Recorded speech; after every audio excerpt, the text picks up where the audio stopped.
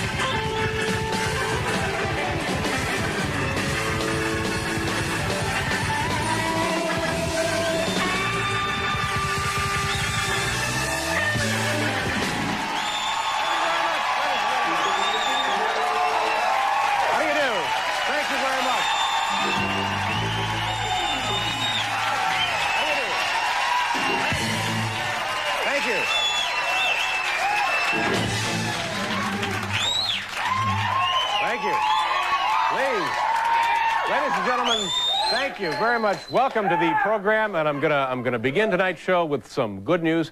I think I finally have a sign now that the economy is starting to get much better. You know, for months and months now, we've been mired in a recession. I believe I have a sign that things are getting better. Earlier today, a congressman in Washington, D.C. wrote a check, and it cleared.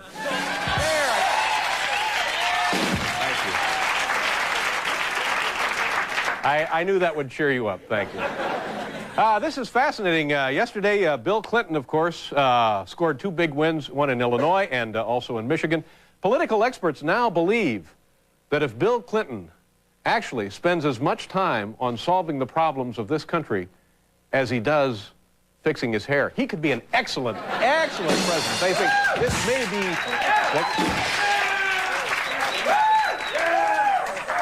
And tomorrow, ladies and gentlemen, of course, March Madness begins. Yes, yes. And of course, by March Madness, I mean spring break at the Kennedy compound. Thank you.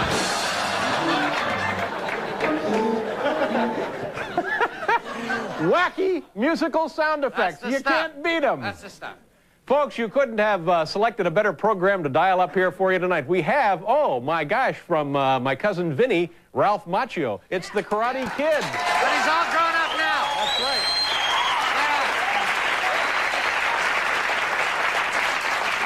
Yeah. Also, the Williams Brothers. Yeah. And Olympic gold medal winner Bonnie Blair is here. Paul Schaefer. Thank you. Thank you very much. Thank you. David, I spent my break expanding upon and improving my impression of Keith Carradine in the ad for the Will Rogers Follies. Oh, this is great. TV. All right. All right, if here. we have time. All right, let me give you a pointer. Do for us now the old version that you did. Thank you. As a reminder. This was the old the first version. This is the commercial for Will Rogers Follies running here on Broadway. Right. Okay. Keith Carradine. Howdy! Yeah, okay, now. That was the old.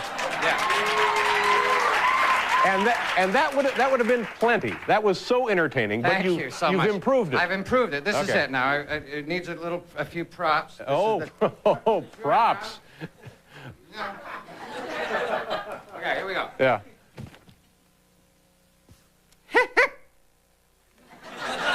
That's it. Thank you. Thank you very much.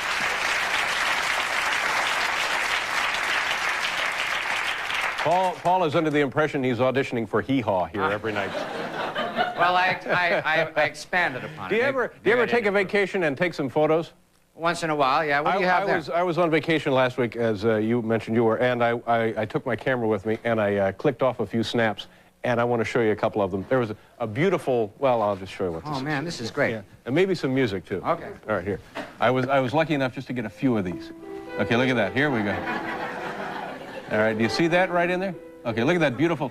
All right, there's That's a rainbow. Okay, here now. Now there's the same rainbow. Okay, there's another shot of that rainbow. Starting to look more like a smudge now there. Okay, and I just had a few exposures left on the roll, so I took maybe just, now I changed lenses on that one. A whole different perspective, and I added the railing, and then here, all right, you people are really starting to get on my nerves now. All right, had time. This is the kind of thing you do on vacation when it rains. Oh, there. Well, I just have a few more. Maybe we can get to those a little later. Yeah. Dave, maybe you need counseling. Yeah, let me show you one more. There, it's right in there. Okay. Oh, all right. Yes, sir. What are we doing here? Oh, you know, it occurred to me the other day, we've been in New York City, geez, a long, long time, and sometimes I think we take for granted that everybody else in the United States and wherever the program is shown know everything there is to know about New York. You know, the inner workings of the daily life, the political structure, the economic situation, the history. And I said to myself, yeah, really, nobody really knows around the country the history of New York City. So tonight, we're going to show you the history of New York City. Paul, do you have musical introduction? New York, New York, a hell of a town. The Bronx and the Batteries. Hit it. What? The Bronx. Well, you know, Sinatra doesn't necessarily finish every sentence. He just says, the Bronx, the Battery. Yeah. Get out of here. Well, maybe that works for Sinatra, pal. Yeah. I thought you might say that.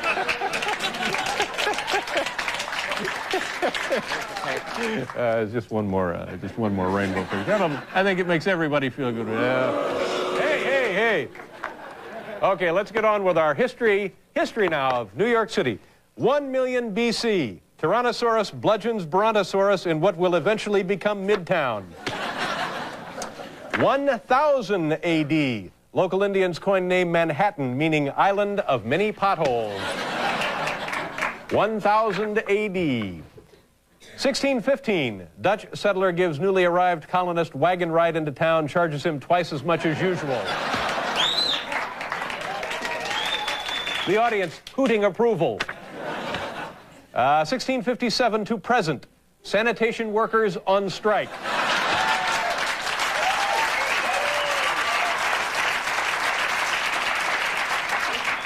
A source of pride for our audience.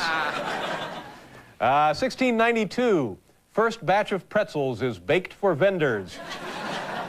1992, last pretzel from original batch finally sold to tourists.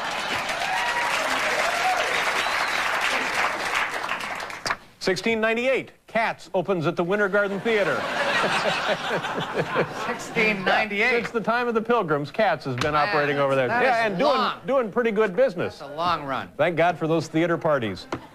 1771, first documented usage of the phrase, "What are you looking at?"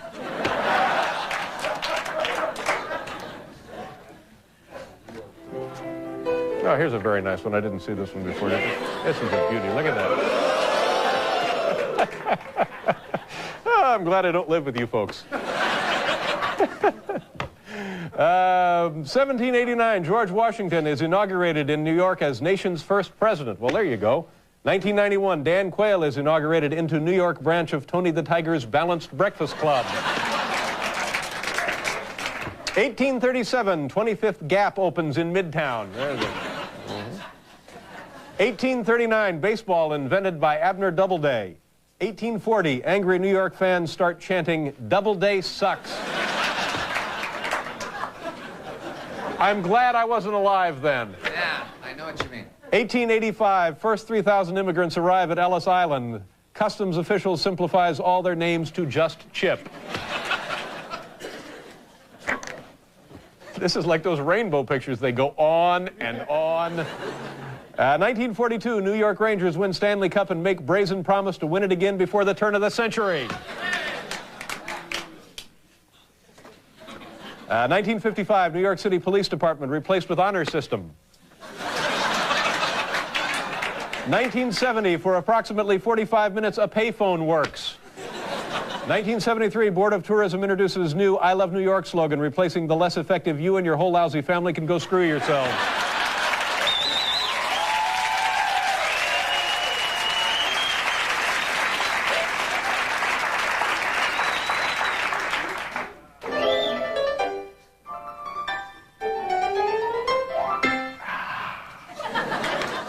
1978, last English-speaking cab driver retires.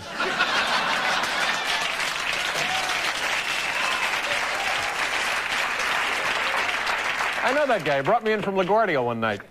1990, Al Sharpton wins bronze medal at high school track meet. Vows he will never take it off. There's a little history of New York City. A little history of the town we call home. We're going to do a commercial. We'll be right back here with Ralph Macchio.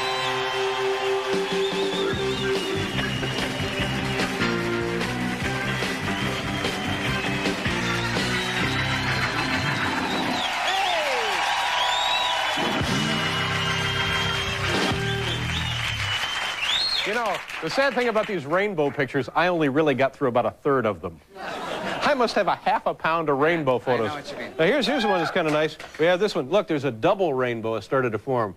Look, can you see that? Yeah, there's the double rainbow and the railing. This is $26.50. What do you mean, the price of the rainbow? Yeah, no, the price of the photo. Oh, man. On the Home Shopping Club here. Oh, man, what a great day that was. Let's see, on the program tonight, Ralph Macchio is coming out here. Did you see the Karate Kid movies, Paul? Yes, I did a song for Karate Kid, too, actually. You did not. Yes, And if I catch you lying again, you're going to be in big trouble. All right, I didn't. What was the song? It was a version of Rock Around the Clock, sung by the guy who was in an English band. And I did the arrangement, and that's all I can remember right now. Is this another one of those Sinatra tricks? No. When they go into a club in Japan, there's music playing, and that was the song. All right, we'll ask him. That'll be the first question when he comes right out here. All right. Okay. Let's do our, what are we doing? The top 10? Okay, we have the top 10 list here for you tonight, ladies and gentlemen.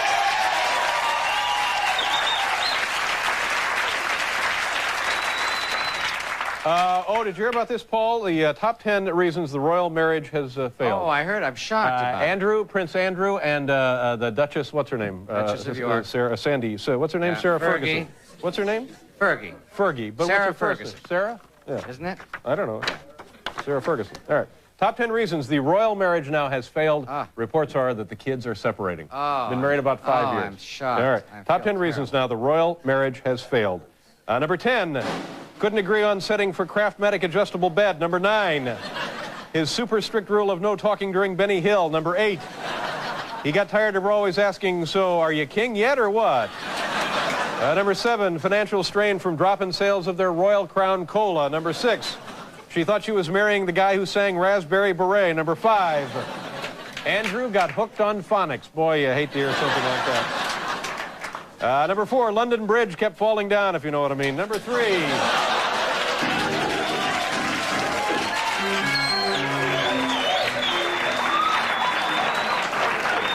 we're hoping to win a Peabody, you know. Number 3, why do royal marriages fail? Read Dianetics, page 216. Number 2, got sick of listening to those phony British accents. And the number 1 reason the royal marriage is failing, Fergie won lotto. There you go.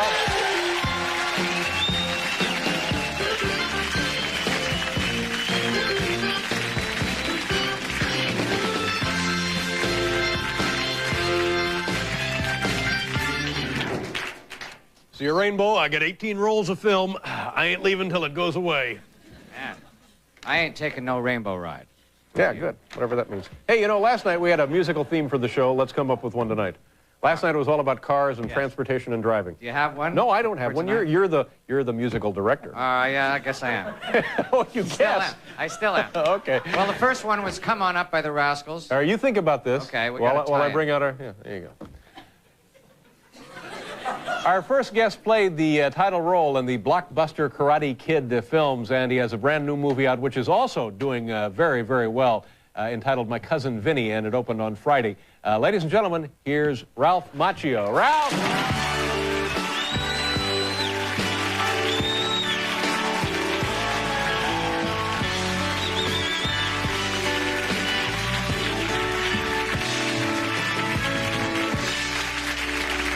To meet you. Thank you for being here. Oh, yeah. You know, we were talking about this afternoon, and for some reason, I guess the obvious reason is because you played a young kid in those movies. Yeah. I think of you as a young kid, and maybe other people think of you as, and you certainly look young. Yes, it's just there. But now, do you mind me asking how old you actually are? No, I don't mind you asking how old. Shall I tell you? Oh, no. Let me guess. No, don't do that. You'll be off by decades. Let's look at some rainbow photos. Right. No, I've just turned 30. So that's wow. the amazing thing. See, that you really are youngish looking. Is everybody in your family tend to be that everyone is. But I am like the youngest looking of the young clan. But I certainly am by far the youngest looking. But it's someone asked me, is it traumatic turning 30? But for me, I think it's traumatic when I look 30. So, so I figure another 20 years I'll be there, and then I'll deal with that. At what age, as a kid, did you realize you weren't getting older? It's always been that way. It's just always been that way. I mean, it's odd because you're 30, you're married, do you have a family? Almost. Baby's on the way, end of May. First baby, Yeah, now there, Thank you. Now, you wait and see. I bet you that baby looks really young. Yeah, right. Well, actually, they have these sonogram things, you're able to look at the fetus, Child already looks older than I do.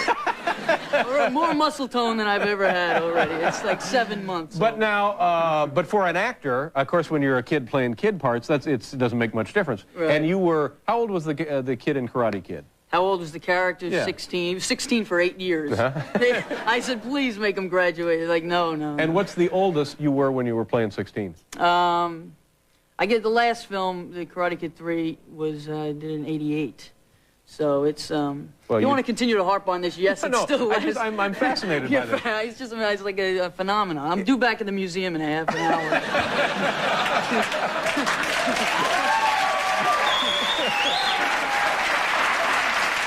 No, but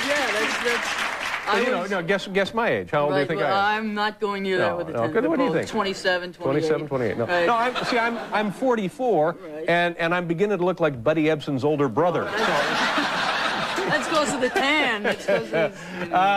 You're from this area. One other thing. Those Karate Kid movies, I know that was a really important part of your life, and now you're going on to other things. Right. But those things did unbelievable business, didn't they? Yeah, they did really well. How much money did the three of them combined generate, do you suppose? Well, I know the first one did about, domestic, I know close to 100 million, and the second one did like 125 million. This is all the studio cash, and then as we renegotiated along, we all did fine, but it made a lot of money. But the three of them together, like $300 million? That could be, wow. I wouldn't quote me on that, but it's probably close, yeah. Well, that's with something all the to be proud of. merchandising and stuff they did, it was pretty big. And this thing Paul was talking about. What's Paul talking? He was talking about his percentage. Oh, what was it?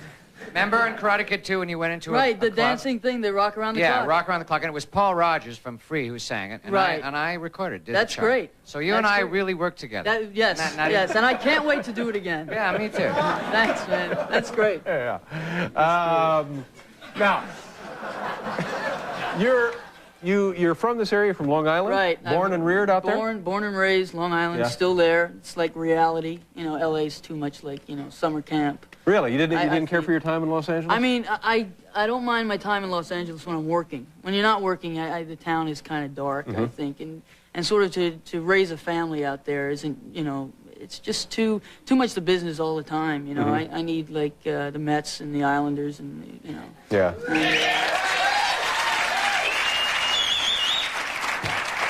What are we doing? We'll have to do a commercial. You don't mind, do you? No, All right, we'll do a commercial here. We'll take a break. We'll be right back with Ralph Macchio, folks.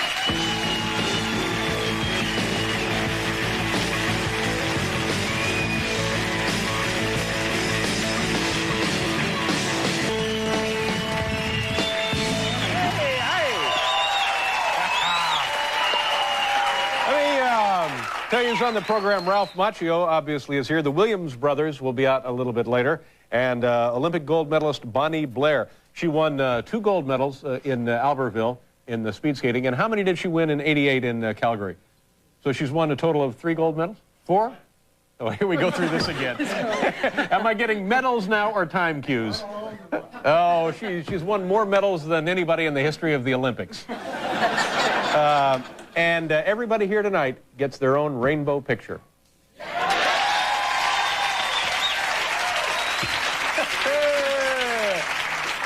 Do you know anything about karate? I guess you must after doing all those films, huh? Well, I learned what I needed to know for the pictures, but you know, it's time to stop getting hit when they end the show. You know, because you get nailed once in a while. But it was nothing that you continued to do as a recreation. No, it's enough. Yeah. You know, just... Now, when you're out and about, do people want to try your karate skills? Is that ever?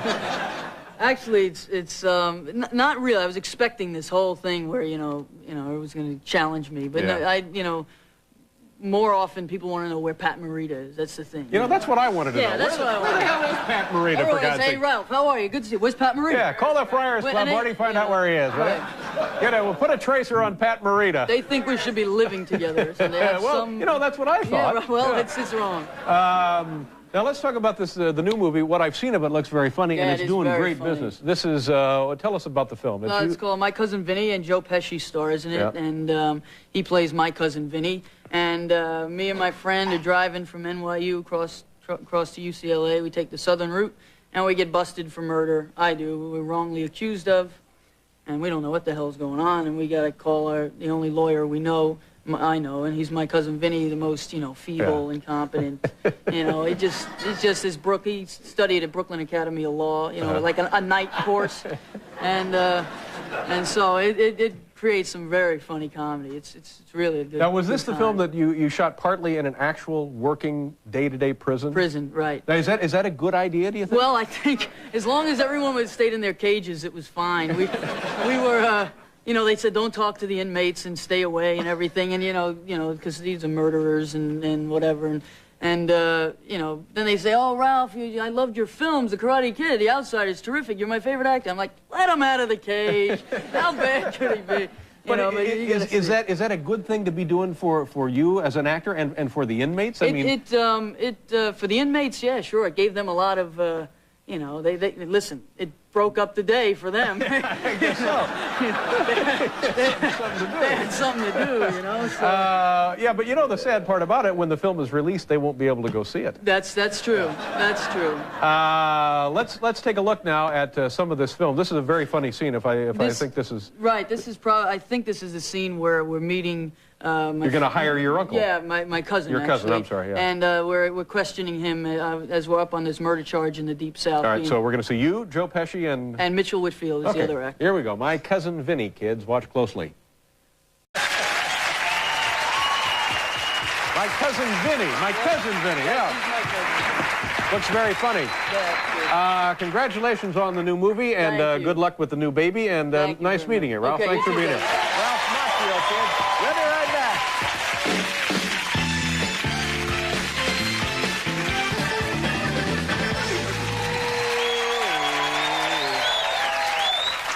Welcome back, ladies and gentlemen. On the program yet to come, we have the Williams brothers. Yeah, Willie here, and they're great. Yeah, they're great.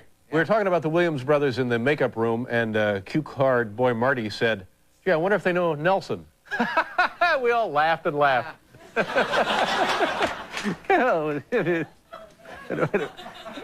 was a joke. It was a joke. He said, I wonder if they know Nelson. Also on the program tonight, we have Bonnie Blair. She's won many, many Olympic gold medals. Could we get an actual count? She won 2 this time, and one in Calgary, and one bronze. And one in Vermont? And one bronze. 1 gold and 1 bronze in Calgary. What was she doing in Vermont? What? Calgary. Okay. She's won, boy, oh boy. Well, she'll tell you herself when she gets out here. A very nice woman. Oh, and also, we're going to have her skating in the hallway. Is that correct? That's right. Yeah, skating down the hallway toward the elevator. Sure. Look at that. Hey, I got your gold medal. There you go. Tomorrow on the program, Oscar nominee actor Michael Lerner will be here. Barton Fink. What? What are you doing? Are you all right? Yeah. Well, stop twitching. I'm sorry. All right. And Blues Traveler will be back on the program tomorrow. And from Saturday Night Live, our old friend Phil Hartman will be on the program. Yeah, that's tomorrow night's show. How much time do we have now? 3 minutes. 3. Those are minutes, not medals. 3 minutes. Okay. This big controversy about the congressman in Washington and the House bank down there. Yeah. And it seems like nobody can balance their checkbook, and they keep bouncing these checks, and the scandal keeps mushrooming and getting bigger and broader and more volatile. Well, oddly enough, today in the mail, we were able to get some checks that have been written by various congressmen and high political officials. Really? Through that bank down there in Washington, D.C. The checks that they wrote, the canceled checks. Right. Let me show some of these. For example, here I have one written by Joe Biden. This was written to Clarence Thomas. And look, you can see it's made out for $50. He bought a list of 101 great party jokes. That's interesting. Isn't that something? The first check we pull out of the bag gets a laugh. How about that? Good sign. Yeah. Here's a check from presidential candidate Bill Clinton. This is made out to the Smithsonian Institute for $200. Let's see what this is for. Oh, yeah, rental of Lincoln's bed for 3 hours. Lincoln bed. The Lincoln bed, yeah. This is Thomas Foley, Speaker of the House. This is to Domino's Pizza, $500. What is that for? Oh, Tip O'Neill's farewell party. I think it's going quite well. Let's see, here's a check written by Barney Frank, $500 for Chippendales dancers. What is it? Oh, page recruitment. Well, I'll be done. Oh. Man. Jesse Helms, this is a check he wrote to C-SPAN for $5,000. Wow, that's a big one. Let's see, to lose footage of me scratching myself at podium. Nothing makes people angrier than canceled checks. Have you noticed that, Paul? Well, I can't believe you got the actual checks.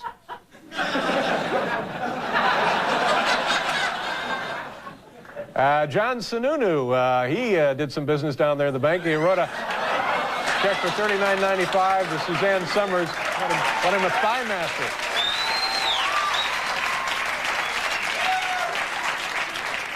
Now, do you believe these are the actual checks? Yeah, I do. I really do. But why does he? Why did he write it? Why did he need a thigh master? I don't know. Okay. Richard Gebhardt wrote this check. The Eyebrow Club for Men, $50. It just his dues. Dues, yeah, just his dues. Yeah. I guess nothing really controversial about that. The man is just paying his dues. Shouldn't use government funds. Newt Gingrich, Michael Dukakis, he wrote him a check for $5. What was that for? Oh, he raked up leaves in the yard. How are we doing? Strom Thurmond wrote this check to the American Dairy Association. Wow, $1,000. Private meeting with the Land O'Lakes lady. Wow. You know, the Land O'Lakes lady on the butter? Of course. Man. Yeah. Actual check. Yeah, let me see if we can get an actual funny one here. Let's see. Well, there's our... Hope you enjoyed that. We'll be right back with the Williams Brothers.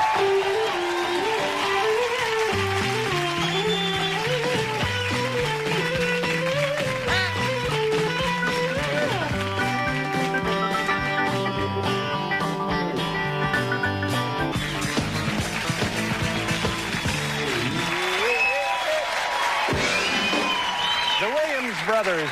They were good, those guys, the Williams brothers. Yeah, excellent. What do you think? Do they know Nelson? Very, Our next guest is now just returning home from the Winter Olympics in Albertville, France, where she won 2 gold medals in speed skating. Here, look at this videotape of the competition.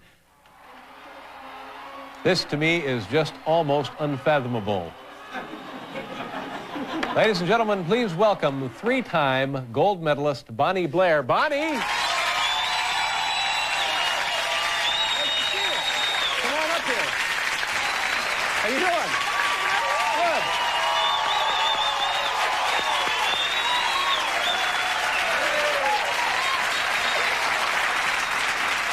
Good. This is very exciting. You know what was I noticed in watching. First of all, I think you look great in your little speed skating outfit. You do. Yeah, you do. You look terrific. Thanks. Well, we gotta wear them. Well, no, it's all about wind resistance, isn't it? Yeah, you got it. And so I'm watching the Olympics, and the American women won all of the medals, didn't they? Yep. Yeah, there were, I think the Americans won a total of, what was it, 11 medals? Yeah, I believe that's right. And the women won all of the gold. Yep. Yeah, now how do you account for that? Is that a fluke kind of thing, or what's the deal there? I'm not sure. You know, it's just something that I think that happened. And, you know, I think one thing you got to look at is here in the United States versus somewhere else, men are in so many professional sports that we have that maybe that's one of the reasons that, you know, we don't have as strong a force. Maybe if some of those guys would be in a lot of our sports, it could be different. Yeah, maybe so. I find it interesting that people know about speed skating and are competing in speed skating. How did it happen for you? It was like a big family deal, wasn't it? Yeah, you got, as a matter of fact, about 28 years ago today, my dad dropped my mom at the hospital, and my dad found out over the loudspeaker at a speed skating competition that he had all my other brothers and sisters at, that a new Blair was added to the family, a new speed skater, and that was me. So today is your birthday then? Yeah. Well, happy birthday.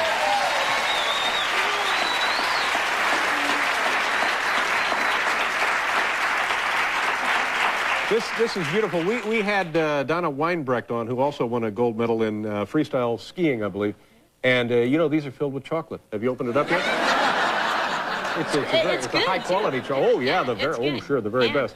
But let's go back to that story for a second. That's unbelievable to me as well. Your dad is loading everybody off to a speed skating meet. Drops my mom at the hospital. Mom is pregnant with you, boom, yep. and drops her off at the hospital and continues on to the meet. Yeah. Well, he's got to take care of the rest of the kids, and I guess he figured since my mom had already done it 5 times before, she could do it by herself. I don't know. Are you still just wild with excitement about the victory, or which was more fun, the ones in Calgary or these? Well, I think they're very different. Obviously, in 1988, Calgary doing something you've never done before, that excitement was just unbelievable. In 1992, it's a little bit different because now you're trying to do something you have done. Yeah. And I guess once it was over with, I was like, you know, it was a relief. Yeah. So, I mean, yeah, sure, it was exciting, but, you know, there's a definite difference. But now where, you know, if I wanted to be a speed skater, or if anybody wanted to be a speed skater, where do you go find rinks like that you can skate on? I mean, well, we actually only have 3 here in the United States that are 400 meters, like what you saw on TV. One in Butte, Montana, another one in Milwaukee, Wisconsin, and another one in Lake Placid. So well, at least they're close together. Yeah, exactly. Yeah, so again, this is more what you were talking about earlier, but the training, what do you do if you can't get to a rink? Of course, you must have access to any place you want to skate, I would think. Yeah, well, we only skate probably from October through till the first part of April this season, but a lot of the summer training is running, bike riding, weights, and a lot of rollerblading. That's been a very big part of it. Are you getting close to retiring now that you've competed in 2 Olympics? Yeah, I'm not sure yet. After my last competition's the first weekend in April, I'm going to kind of take a break, and I'll probably make my decision May or June whether I'll continue to really. You just came from the World We had our World Cup this past weekend in Germany. How'd you do there? I just got back here last night. Wound up winning the World Cup overall 500,000 and wound up being 3rd overall in the 1500. Well, congratulations.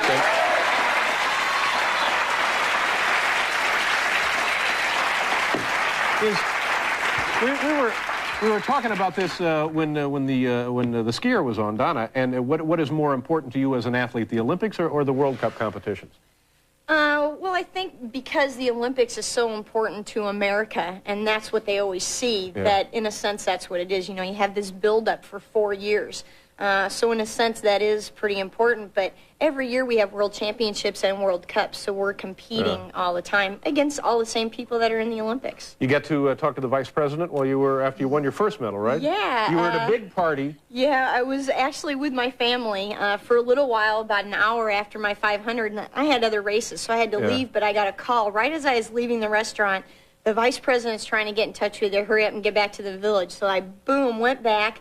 Wound up calling Washington, and he wound up talking to him, but he was in London. So I'm in Albertville. I called Washington, and he's in London, and that's how we connected. It was pretty wild. And where did he think he was? I think he thought he's still in Albertville. Oh, please. Geez, I think these skates are unbelievable looking. First of all, they're just featherweight and they're tiny. Be careful. Oh, I'm sorry. And you get your little skate guards here with your name scratched in them. Yep. All right, we're going to do a commercial, and then you're going to go out in the hallway for us? Yeah. Oh, okay. We'll be right back, and Bonnie is going to skate.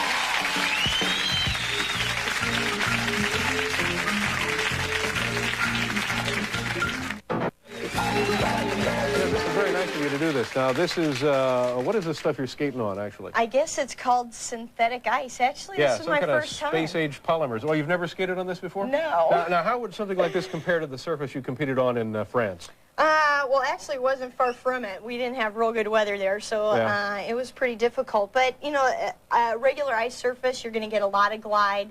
Definitely, I'd have a little bit more room than I do here. Yeah. But are you worried about hurting yourself here? I hope not. Okay. And these shoes, you're not wearing socks. Is that a good idea? A lot of skaters just like to be able, they get a better feel for the ice with the contact in their boots. Now, Bonnie, this is 168 feet of phony ice here. And if you skated at your Olympic pace, you would complete the course in almost 5.5 seconds. Now, how fast do you think you can do it tonight? You're not going to come anywhere near that because you have this bulky sweater. Yeah, you know. Okay. I'm not dressed for it. All right. Now, here we have to start you. So you got a gun. So, well, give us an estimate of what you think you can do this at. How about... I got a gun. Don't make me use it. 7.9. 7.9? Yeah. Okay. Are you ready? Just